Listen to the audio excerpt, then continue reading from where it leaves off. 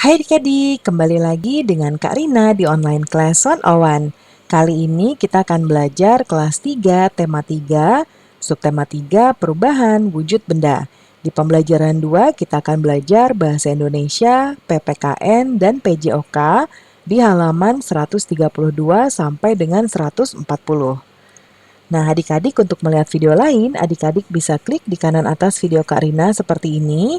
Nanti akan ada video rekomendasi lain ya. Atau yang lebih lengkap bisa juga klik di kolom deskripsi seperti ini. Nanti adik-adik bisa pilih mau lihat yang mana. Contohnya sekarang kan adik-adik kelas 3. Kita mau lihat playlist dari kelas 3 berarti pilih yang ini ya. Klik biru-birunya. Kemudian nanti akan ada daftar playlistnya untuk masing-masing tema. Misalnya kita mau lihat tema 2 ya, berarti kita cari nih tema 2 yang ini.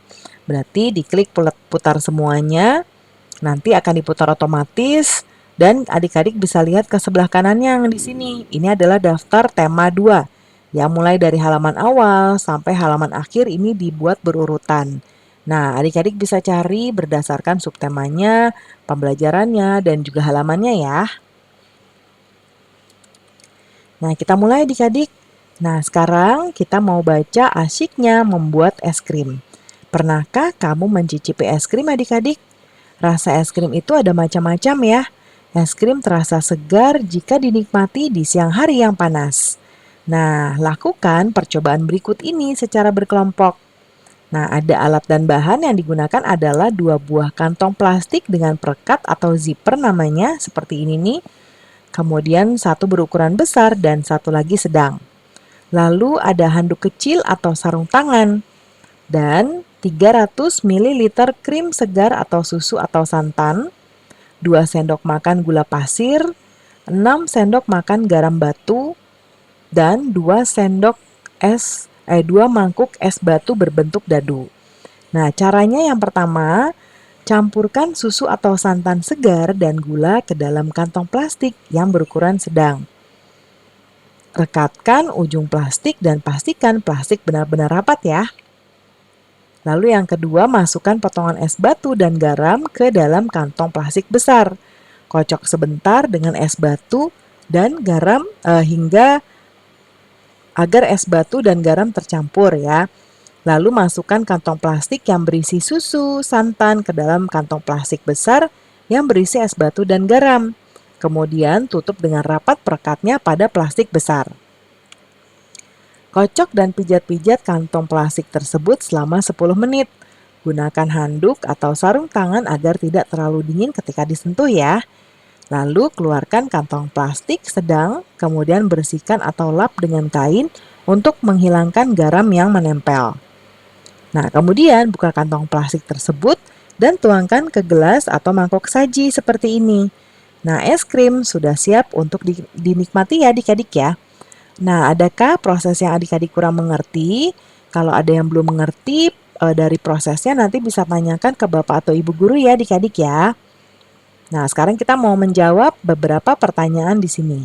Yang pertama, apa wujud susu atau santan saat pembuatan es krim? Wujud susu atau santan di awal pembuatan adalah cair. Lalu, yang kedua, apa wujud susu atau santan di akhir pembuatan es krim? Nah, kalau di akhir, wujud susu atau santannya berubah menjadi padat ya adik-adik. Lalu yang ketiga, sebutkan perubahan wujud yang terjadi pada pembuatan es krim. Nah, pada pembuatan es krim terjadi perubahan wujud dari cair menjadi padat atau membeku, ya.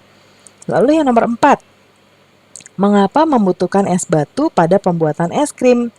Es batu dibutuhkan untuk membekukan es krim.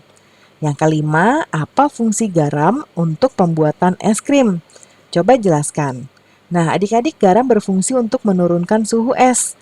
Nah, es yang suhunya telah turun kemudian akan menyerap banyak kalor dari adonan es krim sehingga adonannya bisa membeku, ya.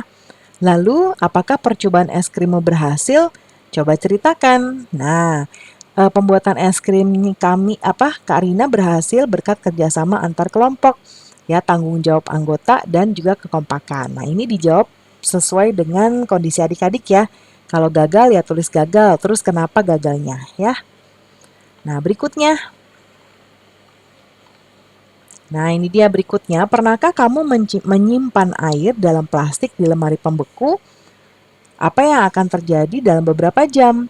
Tentunya air akan berubah menjadi es, bukan?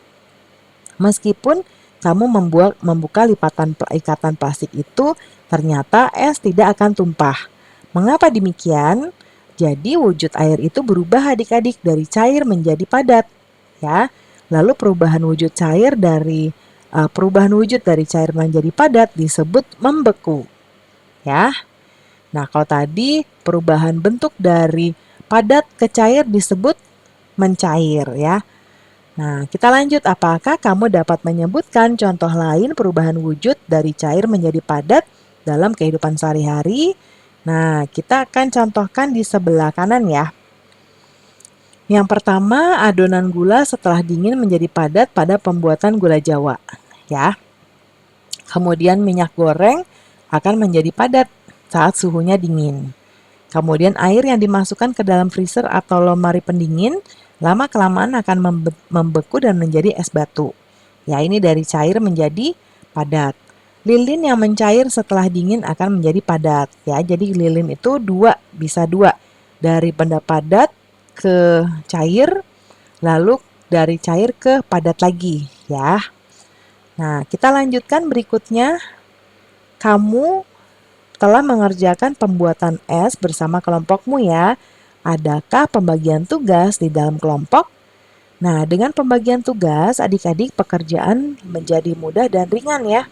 Begitu juga di sekolah. Siswa di sekolah ada peran masing-masing. Contohnya nih di SD Nusantara, tempat Siti dan teman-temannya bersekolah, ada guru yang mengajar sehari-hari di kelas. Ada pula kepala sekolah yang memimpin sekolah. Nah, kita lihat contohnya di sini ya, di SD Nusantara ini ada ruang kepala sekolah atau ruang guru. Nah, berikutnya kerjakan secara berkelompok, carilah informasi tentang peran-peran yang ada di sekolahmu. Selain peran siswa, isikan hasil pada tabel berikut ya. Nah, nanti ada 6 isiannya di sini, diisi dengan yang ada di sekolah ya. Nah, peran-peran yang ada di sekolah. Yang pertama tadi guru kelas, belum dijelaskan namanya. Nah, ini kebalik adik-adik. Kebalik ya. Namanya di sini, perannya di sini. Kita coret dulu. Namanya guru kelas, perannya di sebelah kanan ya, peran. Ini Karina coret. Ya. Nah, kalau guru itu adalah pengelola pembelajaran di kelas dan menyelenggarakan administrasi kelas. Ya, administrasi kelas ini coret. Lalu kepala sekolah, perannya mengatur semua kegiatan yang berlangsung di sekolah ya. Lalu ada penjaga sekolah, perannya melaksanakan tugas pengamanan sekolah dan memelihara dan menjaga barang-barang milik sekolah. Lalu ada juga petugas perpustakaan, perannya mengurus pelayanan perpustakaan, membuat peraturan di perpustakaan, dan membuat perencanaan untuk mengadakan ya. Jadi untuk biar bertambah ya buku-buku di perpustakaannya. Kemudian petugas tata usaha sekolah.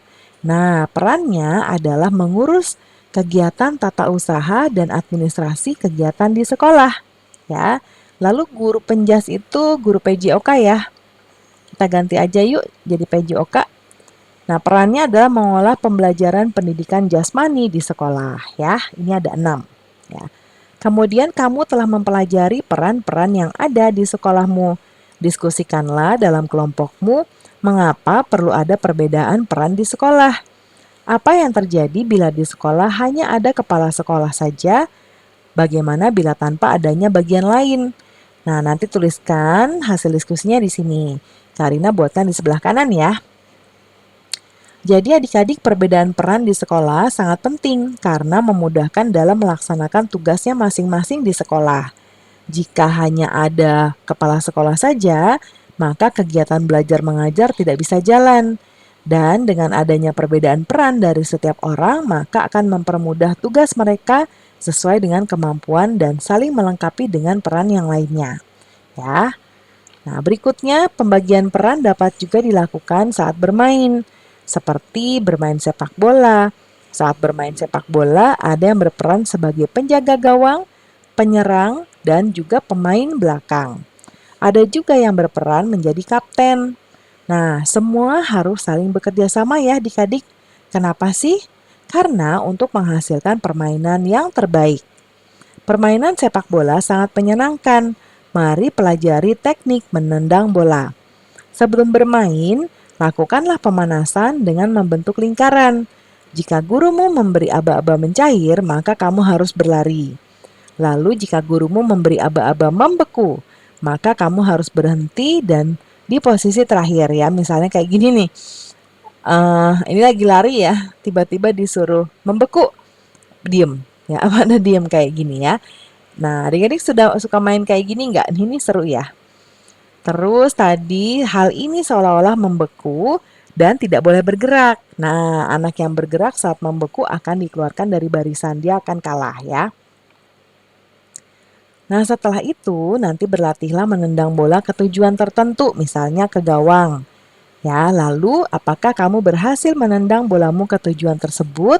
Ya, ini dijawab berdasarkan kondisi adik-adik ya, berhasil atau enggak ya. Sekarang perhatikan cara gurumu menendang bola. Lakukan seperti yang dicontohkan oleh Bapak atau Ibu guru PJOK-nya ya. Nah, buatlah dua kelompok berbarislah saling berhadapan. Tiap-tiap kelompok secara bergantian menendang dan menangkap bola. Ya, nanti ikuti arahan dari Bapak dan Ibu guru PJOK ya adik-adik. Nah, pembelajaran kita sudah selesai ya. Terima kasih sudah menonton sampai akhir. Mohon dimaafkan apabila ada kesalahan dalam perkataan maupun dalam materi yang diberikan. Sampai jumpa di pembelajaran berikutnya. Dadah!